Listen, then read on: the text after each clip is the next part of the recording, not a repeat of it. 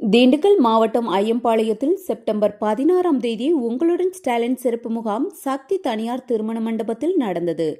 இந்த நிகழ்ச்சியில் பொதுமக்களின் முதியோர் உதவித்தொகை மற்றும் மகளிர் உரிமை தொகை, பட்டா சிட்டா சம்பந்தமான கோரிக்கைகளை மனுக்களாக ஊரக வளர்ச்சித்துறை அமைச்சர் ஐ. பெரியசாமி பெற்று பயனாளிகளுக்கு இலவச வீட்டுமனை பட்டா ஊரக வளர்ச்சித்துறை அமைச்சர் அவர்களால் கொடுக்கப்பட்டது.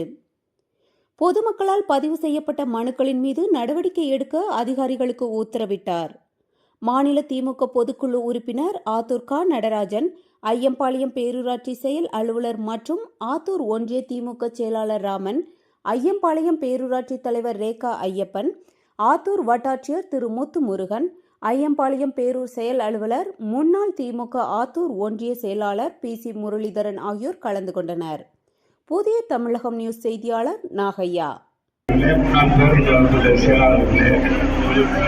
அனைவருக்கும் மாதம் 1000 ரூபாய் வழங்குகின்ற